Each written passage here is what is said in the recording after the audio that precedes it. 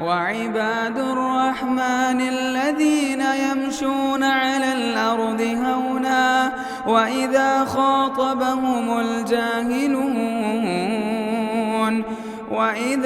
خاطبهم الجاهلون قالوا سلاما.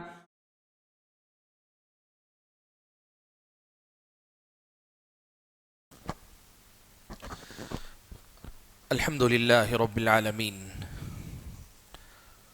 والصلاة والسلام على أشرف الأنبياء والمرسلين وعلى آله وأصحابه أجمعين ومن تبعهم بإحسان إلى يوم الدين.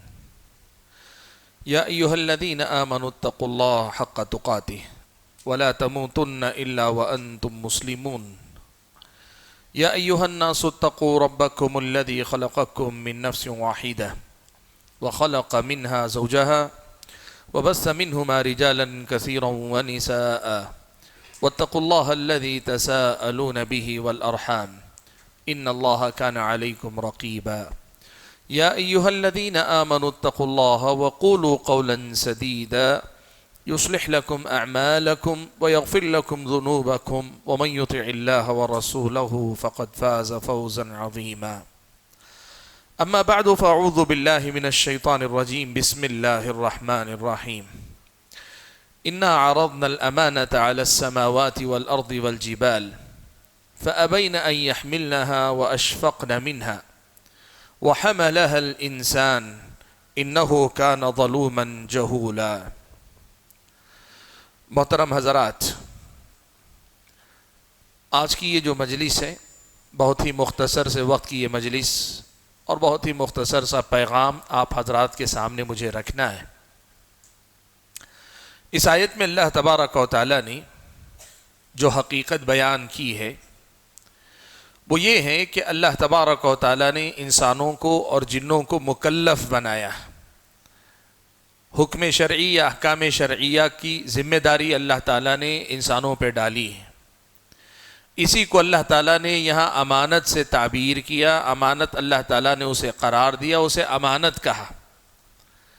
اللہ تبارک و تعالیٰ نے یہ جو بار امانت انسانوں پہ ڈالا ہے، انسانوں کو یہ ذمہ داری دینے سے پہلے آسمانوں، زمین اور پہاڑوں کے سامنے اللہ نے یہ پیشکش کی کہ تمہیں یہ موقع ہے کہ اگر تم یہ ذمہ داری قبول کر لو کہ نیکی کرو گے تو ثواب ملے گا، گناہ کرے گے تو عذاب ملے گا، ایک وقت کے بعد قیامت قائم ہو جائے گی تو پھر ہمیشہ کی جنت رہے گی. یہ اختیار اللہ نے انسانوں سے پہلے پہاڑوں، زمین اور آسمانوں کے سامنے اللہ تعالیٰ نے رکھا. فَأَبَيْنَ أَن يَحْمِلْنَهَا، تو ان سب نے اس ذمہ داری کو قبول کرنے سے انکار کر دیا. وَأَشْفَقْنَ مِنْهَا، گھبرا گئے، سب کے سب ڈر گئے. وَحَمَلَهَا الْإِنسَانُ، لیکن یہی پیشکش جب انسان کے سامنے رکھی گئی تو انسان نے اس کو اپنا لیا. اللہ نے فرمایا اِنَّهُ كَانَ ظَلُومًا جَهُولًا، انسان تو بڑا ظالم اور بڑا نادان واقع ہوا ہے. کیا مطلب ہے اس کا؟ کہ اس کا یہ مطلب ہے کہ انسان کا اس ذمہ داری کو قبول کر لینا یہ ظلم تھا اپنے آپ پر.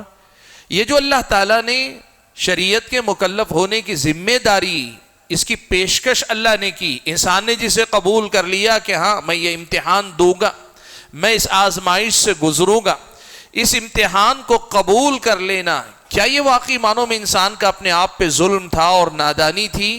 جی نہیں، یہ اس آیت کا مطلب نہیں ہے. آیت کا سیدھا اور سادہ مطلب یہ ہے کہ اللہ تبارک و تعالیٰ نے ذمہ داری دی تو پہلے ہی اللہ تعالیٰ نے بتا دیا انسان کو کہ دیکھو یہ خیر ہے، یہ شر ہے، تمہیں خیر کو اپنانا ہے، شر سے بچنا ہے. خیر کے اسباب یہ ہیں، شر کے راستے یہ ہیں.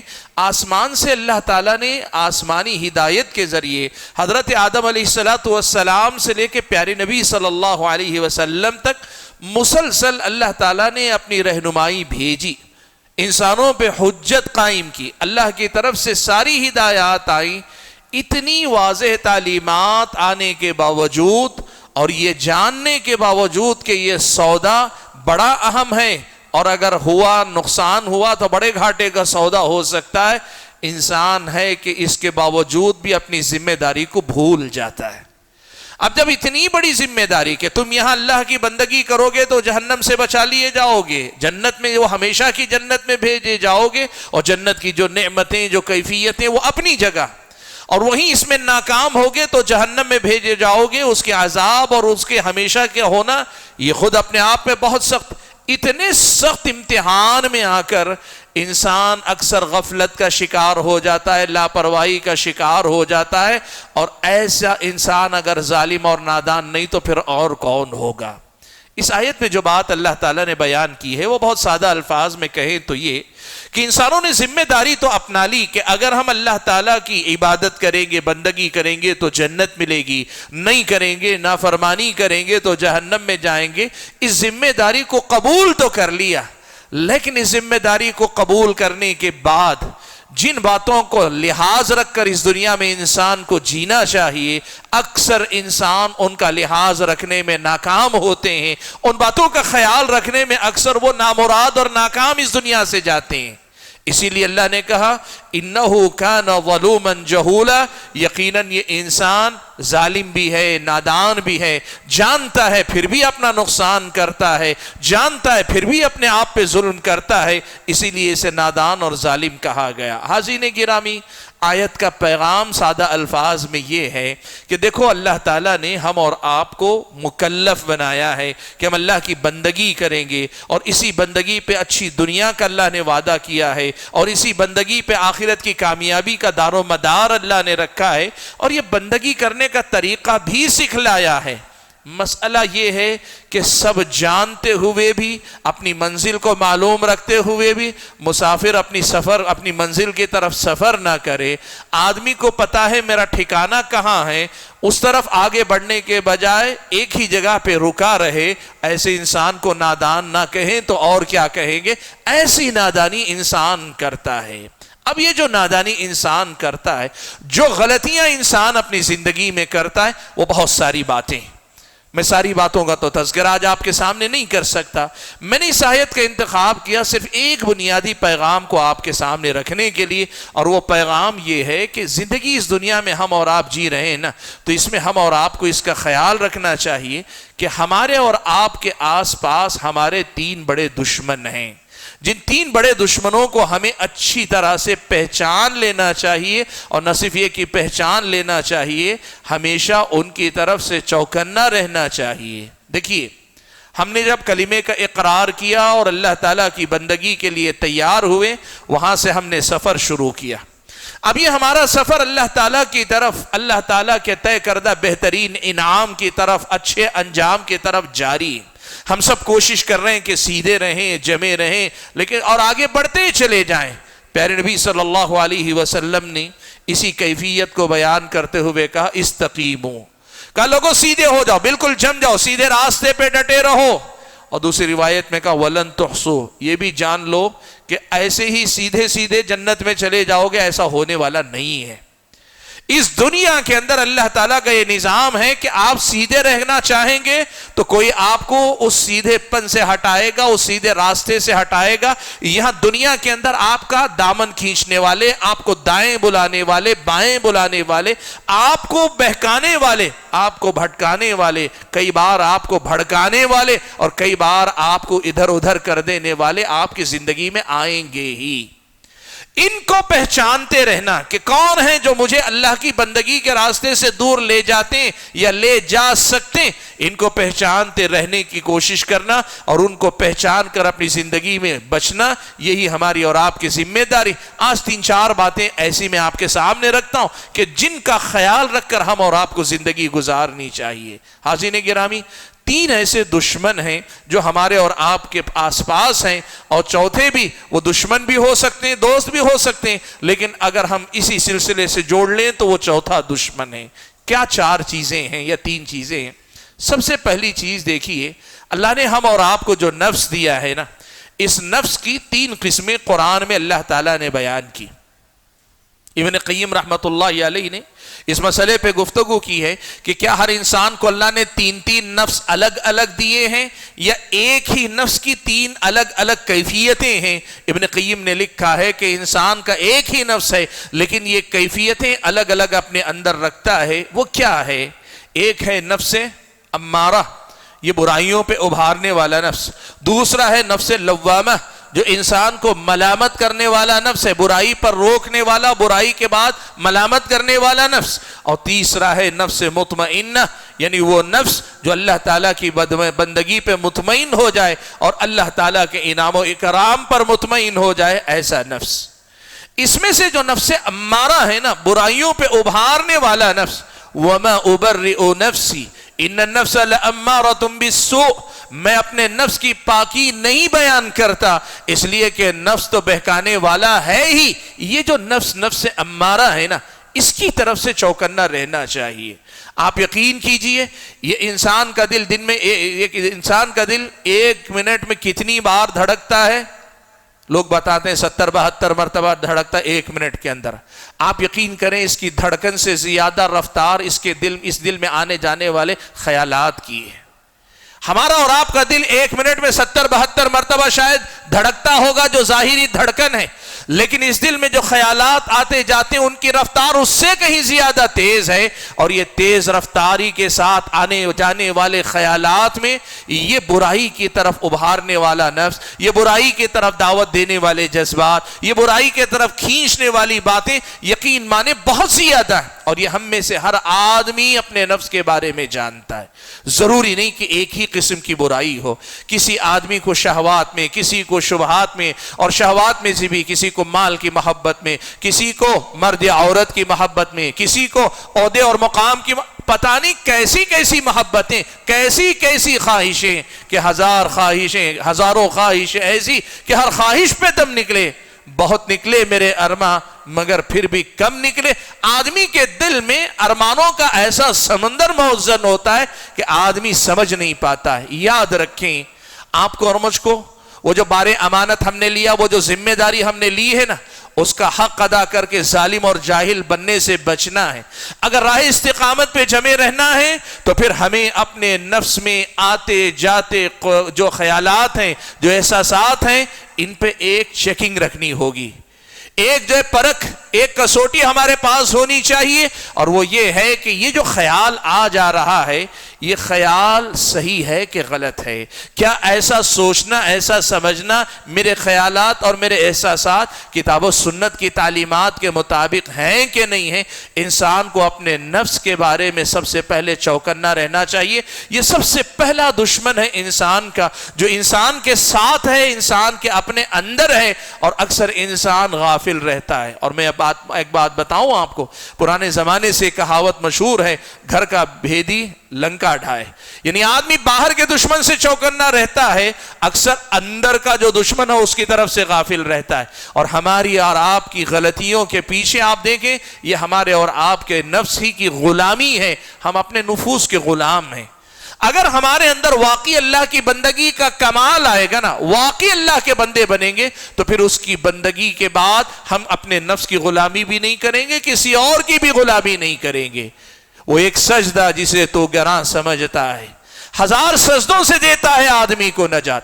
اللہ کی مکمل بندگی اگر کسی انسان کے اندر آ جائے تو پھر تو انسان اپنے نفس کی سننے میں بھی تکلیف محسوس کرتا ہے، وہ اپنے نفس کو مخاطب کر کے کہتا ہے میرے اندر، لیکن یاد رکھ میں تیرا غلام نہیں۔ انسان اپنے نفس کی طرف سے چوکنا رہتا ہے۔ یہ پہلا دشمن ہے جو ہمارے ساتھ 24 گھنٹے رہتا ہے۔ دوسرا دشمن جو ہمارے اور آپ کے ساتھ لگا ہوا ہے، وہ شیطان مردود، ابلیس اور اس کی ذریت۔ اللہ نے قرآن مجید میں بات بیان فرمائی، ان الشیطان لکم عدو فاتخذوہ عدوا، شیطان تمہارا دشمن ہے، تم اسے دشمن ہی بنا کے رکھو۔ کیوں؟ انما یدعو حزبہ لیکونوا من اصحاب السعیر، شیطان تمہیں صرف جہنم ہی کی طرف بلاتا ہے، کسی اور طرف وہ لے کر جانے والا نہیں۔ وہ تو اپنی جماعت کو بلاتا ہے اسی لیے کہ وہ جہنمی ہو جائیں، اس کے ساتھ جہنم میں دوسرے بھی جائیں، شیطان یہی چاہتا ہے۔ اب اس شیطان کا مسئلہ کیا ہے؟ کبھی آپ اس مسئلے پر غور کیجئے کہ اللہ تعالیٰ نے شیطان کو انسان پر کس حد تک کنٹرول یا کس حد تک انسان سے قریب اسے اللہ تعالیٰ نے بنایا ہے۔ پہلی بات تو یہ دیکھیں، اللہ کے نبی نے بیان فرمایا، کہا کہ ہر انسان کے ساتھ ایک قرین ہوتا ہے۔ ابلیس کی ذریت میں سے ایک جن، ایک شیطان انسان کے ساتھ لگا رہتا ہے۔ حدیث میں لما تم بھی شیطان کا اللہ کے نبی نے کہا کہ شیطان کی طرف سے بھی ایک معاملہ انسان کے ساتھ لگا رہتا ہے، ایک انسان کے ساتھ لگا رہتا ہے۔ اتنا ہی نہیں، اللہ کے نبی نے کہا یہ ساتھ کیسے رہتا ہے؟ ان الشیطان یجری من الانسان مجرى الدم، شیطان انسان کے خون کے ساتھ ساتھ دوڑتا رہتا ہے۔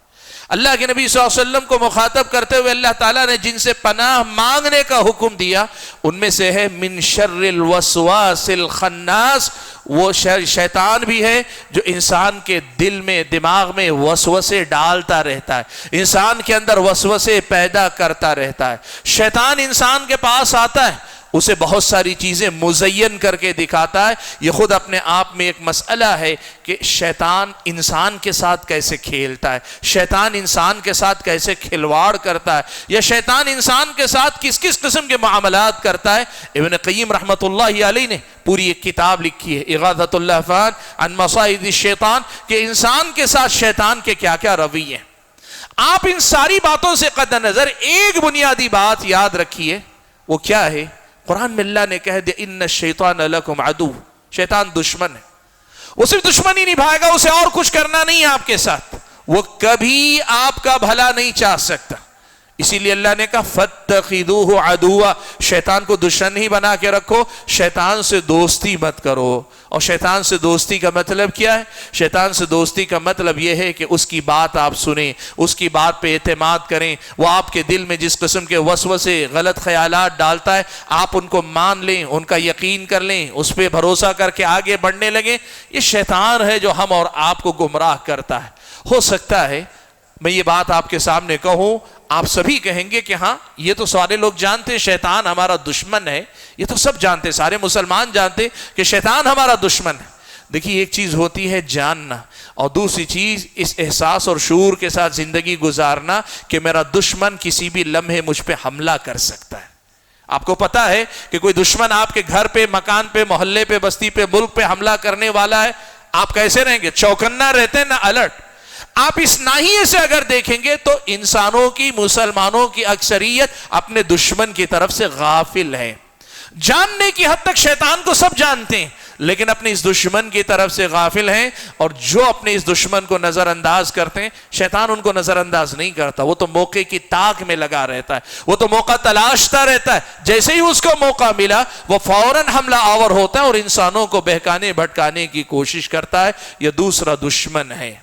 تیسرا دشمن جو حقیقت میں دشمن نہیں لیکن آدمی اپنی نادانی سے اسے اپنا دشمن بنا لیتا ہے، وہ ہے یہ دنیا اور دنیا کی رنگینیاں۔ دیکھیے اسلامی شریعت نے ایک بہت صاف مسئلہ ہمارے سامنے رکھا۔ اللہ نے ہم اور آپ کو اس دنیا میں پیدا کیا اور اسی دنیا میں زندگی گزارنے کا اللہ نے حکم دیا۔ اسی دنیا میں ہم اور آپ کو جینا ہے، اور اسی زندگی، اسی دنیا کو استعمال کر کے، اس کی چیزوں کو برت کر، اس کی چیزوں کو استعمال کر کے ہمیں جنت کمانے کا اللہ نے حکم دیا۔ آپ نے سنا 3 لوگ آئے اللہ کے نبی کے گھر، اللہ کے نبی کی گھر میں عبادت کا حال پوچھا۔ جب گھر کے خواتین نے بتایا اللہ کے نبی گھر میں کیا عبادت کرتے ہیں، انہوں نے حساب لگایا، مسجد میں اتنی عبادت، گھروں میں اتنی عبادت، اللہ کے نبی اور اللہ کے مقرب ہو کر اگر اتنی عبادت کرتے ہیں، ہم تو امتی، ہم تو گنہگار بندے، ہمیں تو اور زیادہ عبادت کرنی چاہیے۔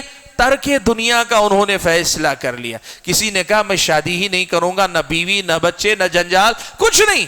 دوسرے نے کہا کہ میں رات بھر صرف قیام کروں گا، سوؤں گا نہیں، جتنا مجھ سے ہو سکے گا قیام، یہ آرام ورام نہیں کروں گا۔ اور تیسرے نے کہا میرا دن کبھی بغیر روزے کے نہیں گزرے گا، ہمیشہ روزے کی حالت میں۔ ترک دنیا کا ارادہ کیا۔ اللہ کے نبی کو پتہ چلا تو اللہ کے نبی نے کیا کہا؟ اللہ کے نبی نے پہلے تو کہا میں نمونہ ہوں تمہارے لیے کہ میں اللہ کا سب سے متقی بندہ اسی دنیا میں رہ کر بنتا ہوں، دنیا چھوڑ کر میں اللہ تعالیٰ کا متقی بندہ نہیں بن رہا ہوں۔ میری بیویاں بھی ہیں، میں رات میں سوتا بھی ہوں، میں روزہ رکھتا بھی ہوں، چھوڑتا بھی ہوں، عام دنوں میں، نوافل میں میں روزہ کسی دن رہتا بھی ہوں کسی دن چھوڑتا بھی ہوں, یہی میرا طریقہ ہے. اللہ کے نبی صلی اللہ علیہ وسلم نے یہ بات صاف کر دی. ایک بات تو دیکھیے کہ اسلام نے ایک طرف ہمیں ترک دنیا کو لات مار کے دنیا سے چھوڑ چھاڑ کر کسی جگہ گوشہ نشین ہونے کا حکم نہیں دیا, لیکن یہ ضرور کہا کہ دیکھو دنیا میں رہو, دنیا کو لو, دنیا کو استعمال کرو, دنیا کو برتو, لیکن خیال ایک بات کا رکھو کہ یہ دنیا تمہارے استعمال میں رہنی چاہیے, تمہارے ہاتھ میں رہنی چاہیے, تمہاری جیب میں رہنی چاہیے. یہ دنیا تمہارے دل تک نہیں پہنچنی چاہیے. دل میں جس دن دنیا نے اپنا گھر بنا لیا نا, اس دن سے آخرت تمہارے دل سے نکل جائے گی. یہ دل ایک برتن ہے, کسی ایک چیز سے آپ بھر دیں گے تو دوسری چیز کے لیے اس میں گنجائش نہیں رہے گی یا کم رہے گی. آپ نے اگر دنیا کو اپنے دل میں بسا لیا تو پھر آخرت ایسے دل میں بس نہیں سکتی. اور یہی ہوتا ہے کہ جو لوگ دنیا کو اپنا ذریعہ, اپنا مقام, اپنا ٹھکانہ بنانے کے بجائے دنیا کو مقصد بنا لیتے ہیں, وہ اس دنیا کو اپنے حق میں دشمن بنا لیتے ہیں. پھر اس دنیا کا مال بھی فتنہ, اس دنیا کی عورت یا مرد بھی فتنہ, اس دنیا کی شہرت بھی فتنہ, نام بھی فتنہ, اس دنیا کی ہر نعمت فتنہ بن جاتی ہے انسان کے حق میں. یہ وہ تیسرا دشمن ہے جو ہم اور آپ کو اللہ کی بندگی کے راستے سے بھٹکا لے جاتا ہے. انسان اپنی نادانی سے اسے دشمن بنا لیتا ہے. اور میں نے کہا اسی سے ملتا جلتا چوتھا ایک مسئلہ ہے, وہ ہے ہمارے اور آپ کی صحبتیں اور ہمارا اور آپ کے دوست, ہمارا اور آپ کا ماحول جہاں ہم اور آپ رہتے بستے ہیں. یہ بات یاد رکھیے گا, اللہ تعالیٰ نے دوستوں کا جہاں تذکرہ کیا, اللہ نے اچھے دوست اور برے دوست دونوں کو تذکرہ کیا. دوست اگر اچھے ہو تو کئی بار آدمی دوستوں کی وجہ سے ہی نیکیاں زیادہ کر لیتا ہے اور جنت میں چلا بھی جاتا ہے. ابتدائی اسلام میں ایمان لانے والے صحابہ کے نام دیکھیں گے نا تو کئی صحابہ وہ ہیں جو اپنے دوستوں کی دوستی کے ذریعے ہدایت پر آئے. کتنی بابرکت وہ دوستیاں, کتنی بابرکت وہ دوستیاں کہ دوستوں کی دوستی نے دنیا بھی اچھی کروا دی, آخرت بھی کامیابی سے ہم کنار کروا دی. لیکن اس کے مقابلے میں برے جو دوست ہوتے ہیں نا, وہ نہ صرف یہ کہ ہماری اور آپ کی دنیا کو بھی ڈسٹرب رکھتے ہیں, بلکہ ہم اور آپ کو اپنے مقصد سے بھی غافل کرتے ہیں. آج آپ یہ بات دیکھیں, قرآن و سنت میں برے دوستوں کا ذکر بھی آیا, اس کی وعید بھی آئی, ان کے نقصانات کو بھی بتایا گیا. بات جو میں آپ کے سامنے رکھنا چاہ رہا ہوں بہت مختصر اور بہت سیدھی سی بات, وہ کیا ہے؟ آپ یہ دیکھو کہ اللہ تعالیٰ نے جو موقع دیا ہے نا, یہ موقع ایسا نہیں ہے کہ اللہ تعالیٰ نے آپ کو دیا ہے چاہو تو اپناؤ چاہو تو چھوڑو, نہیں. اب یہ ذمہ داری ہمارے کاندھوں پر آ چکی, بار امانت ہم اٹھا چکے ہیں. اب اس امانت کو اٹھا لینے کے بعد میری اور آپ کی ذمہ داری کیا ہے؟ یہاں صرف کامیاب ہونا, یہاں ایسا نہیں ہے درمیان میں کوئی رکے گا. اصحاب اعراف بھی ایک طبقہ ہے, وہ بھی بالآخر ایک طرف جنت میں بھیج دیے جائیں گے, لیکن انجام کار یا تو جنت ہے یا جہنم ہے, دو ہی. اس سفر کا انجام کامیابی ناکامی کی شکل میں, یہاں کوئی ڈرا نہیں نکلے گا, یہاں کوئی ٹائی نہیں ہوگا, کوئی میچ جو ہے برابری پہ ختم نہیں ہوگا. یہ جو انجام ہوگا وہ یا تو کامیابی یا ناکامی کی شکل میں. اور ہم اللہ تعالیٰ نے قرآن مجید کی اس آیت میں جو کہا انہو کان ظلوما جہولا, کہ یقیناً انسان تو بڑا ظالم اور نادان واقع ہوا ہے, یہ بتاتا ہے کہ اکثر لوگ اس میں ناکام ہونے والے ہیں, اکثر لوگ اس مسئلے میں ناکامی کا شکار ہونے والے ہیں. یہ اللہ نے پہلے ہی سے بتایا. اب اگر میں اور آپ اس ناکامی سے بچ کر کامیاب ہونا چاہتے ہیں تو کیا کرنا پڑے گا؟ خیال بہت ساری چیزوں کا رکھنا پڑے گا, اور ان میں سے ایک خیال اس بات کا رکھنا پڑے گا کہ وہ کون ہیں جو مجھے میرے راستے سے بہکاتے ہیں, وہ کون ہیں جو مجھے صراط مستقیم سے ہٹا لے جاتے ہیں, وہ کون ہیں جو مجھے بھٹکاتے ہیں, اور وہ کون ہیں جن کے ساتھ چل کر میں اللہ تعالیٰ کی بندگی کے دائرے سے باہر نکلتا جاتا ہوں. وہ یہی سب ہیں. ان چیزوں کو پہچان کر زندگی گزارنے کی کوشش کریں. میں اپنی گفتگو کو ختم کرتے ہوئے اللہ تبارک و تعالیٰ سے یہ دعا کرتا ہوں کہ اللہ تعالیٰ مجھے اور آپ سبھی حضرات کو, سامعین کو, جو کچھ باتیں آج اس مجلس میں سنی گئیں, مجھ سے پہلے بھی ہمارے اساتذہ میں سے اور ہمارے عزیز جلیل القدر بڑے بھائی ایک ان میں سے, دونوں سے آپ نے جو باتیں سنی اور پھر یہ مختصر سی گفتگو میں نے جو کی, اللہ ان سب باتوں سے ہم اور آپ کی دنیا آخرت کو سنوار دے اور ہم اور آپ کو اپنی ذمہ داریوں کو سمجھ کر ادا کرنے کی توفیق عطا فرمائے. آمین. وآخر دعوانا الحمدللہ رب العالمین. مسجد عباد الرحمن کے پلیٹ فارم سے ہونے والی دعوت و تبلیغ کے مشن کو آگے بڑھانے میں ہمارا بھرپور ساتھ دیں. علم و عمل سے ناطہ جوڑنے کے لیے اہل علم سے جڑیں. مسجد عباد الرحمن کے یوٹیوب چینل کو سبسکرائب کریں اور آگے شیئر کرنا ہرگز نہ بھولیں۔ فجزاکم اللہ خیر۔